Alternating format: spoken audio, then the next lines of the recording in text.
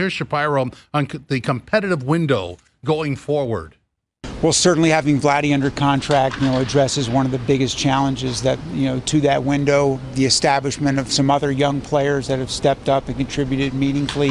But that is always a challenge, particularly in a division as tough as ours. And I think particularly from a pitching standpoint, we need to continue to develop pitchers and ensure that they're continue to come and contribute up here. So a lot of young players have made major strides this year, not just here, but throughout our system. That's going to be continue to be necessary and important.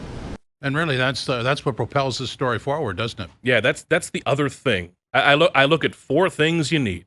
It's the players, the coaches, the front office, and player development. You take one of those legs away, the table falls over. And player development has been that at times in the past couple of years. Players have been that at times. And certain elements of coaching have been that at times. It's never going to be perfect in one sense. But that's when you see magic come together. The Milwaukee Brewers are a great example of this. They're pretty much a model MLB organization. Yeah. If I could build an MLB org, I'd want to be the Brewers with unlimited money. It's just it's a perfect setup. The Brewers with Steinbrenner checkbooks. There we go. Life in Milwaukee, I love it. But that's what you're going for. All four of those lining up at the exact same time, speaking the same language, going about things the same way.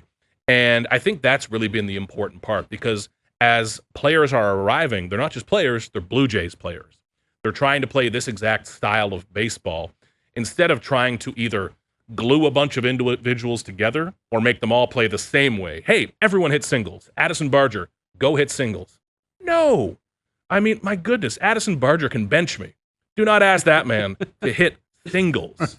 You let him go out and rip it. That's what he's done. He's been empowered to do that. We're seeing empowered baseball players. Yeah, he's one of the big wild cards for me moving forward. time. Like, what can Addison what's his ceiling? What can he be? Because It's adjustment time. he had a massive season in AAA, two years ago, I want to say. Okay, really broke out with the power. The home runs were there.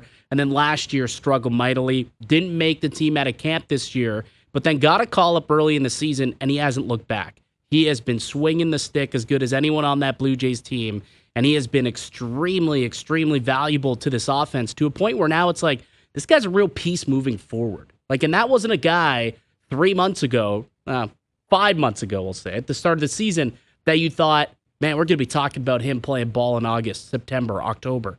Like, that's the one guy, a wild card, where I look at and I'm like, okay, you got to find those diamond in the rough sometimes, and it seems like Barger has emerged into that, and that's a big reason why the Blue Jays are having the kind of year that they're having. They're having Something like that guy. It changes everything. Yeah. That's something we don't talk enough about with the Dodgers, is they draft, develop, and make their own stars. Yes. Yeah, they go out and buy the guys for hundreds of millions of dollars, but they always fill in those extra spots. And the exciting thing, what that allows you to do, even when I look at Braden Fisher, Mason Fluharty, developing and finding Braden Fisher doesn't just give you some real good bullpen relief right now. It saves you $5 million next year, $5 million the next, $5 million the next. Because you're not going out and trying to find Chad Green or someone else. When you develop an Addison Barger, maybe that saves you $20 million next year. Suddenly you're throwing that at a big pitcher, not just a mid-range pitcher, but an ace. It changes everything financially. And Barger, as the wild card, completely agree, because he was the darling of camp a couple of seasons ago. And every spring has its darling. This year it was Alan Roden. A couple of years ago, Addison Barger. Sometimes that's a kiss of death, sometimes a signal of what's to come. And Addison Barger, when you look at him, of course, this guy's going to hit the ball 500 miles. He can throw it harder than anyone, even most of the pitchers. He can hit it harder than anyone, maybe even including Vladdy. He can run fast, do everything so well. But for years, guys, I was kind of slow on Barger. I was saying this is a league full of 20-year-olds who are breaking out. If this guy has all these gifts and now he's 24 or 25, why isn't it happening for Barger? But he finally had that mental shift. And for some guys, a mental shift is unlocking their mechanics, something very complicated. I remember asking Barger about this earlier in the year, and I think Boston. And it was two questions that really helped me kind of garner how he approaches this. And I asked him, what have you done? What have you changed? And he looked at me and he said, I've chilled out. in the least chill way you can imagine. But I said, okay, very good. And then later I asked him the question about, you've got a big Yankees series coming up. And he made it through the first sentence. You could tell he was kind of trying to tiptoe around me. And he said, to be honest, I didn't know we were playing the Yankees tomorrow until right now. So for some players, it's about complicating things. For others, Mark Shapiro always uses the Manny Ramirez example of just the simpler the better. Sometimes you're out, sometimes you're safe. Simpler the better. Barger has found that big wild card. Well, you let us know when he's going to press you, because that's going to be a viral moment. It will be. It will be. You know what? That's what it's all about these days anyway. So. Yeah, absolutely. So here's Mr. Shapiro again on the Blue Jays' growth from last year. We've just established our brand of baseball. That it is rooted and founded in the toughness and the cohesiveness of our players. That has translated into the types of at-bats that we're having, against good pitching, against all types of pitching. Tough to strike out, playing good defense, which has been a trademark over the last few years, not just this year, really putting the pressure on the other team. So we've got great players, but our results have not been driven by individual players. It's really been driven by collective effort. So the clip I like there, the phrase, our brand of baseball. And clearly with the game on the line, somebody's going to do something. Doesn't matter who it is. That's the whole thing now, and it's working. And you need a good clubhouse. You need a good coaching staff, frankly. And that's not just John Schneider. Don Mattingly's part of that now in a different way. DeMarlo Hale's a great part of that. I don't think DeMarlo Hale gets enough credit. But, one of the most likable guys in Major League Baseball. The players listen and respect everything he does and says. So getting the buy-in for that, hey, you might not play 7 games this week. You might only play in 4 of them. But in the other 2, you're going to come off the bench in a big spot that we designed just for you. And when a player trusts that they're going to be put in that spot every time, that's another form of empowerment. And I've learned to look at the coach-player relationship and the front office-to-coach relationship more in terms of that. Do I trust that guy is really having my best interests in mind? Because the moment you think they don't, everything is toast. But I think these Jays players really believe that now, from Schneider, from David Popkins, who we've talked about, and I can't talk about enough. But they really do believe that they are putting them in the best spots, even if it means they start the night on the bench. They're probably going to come in, if you're David Schneider against a lefty, if you're Ernie in a defensive spot, in the right spot for them. And that's a really momentum-building feeling for a baseball team.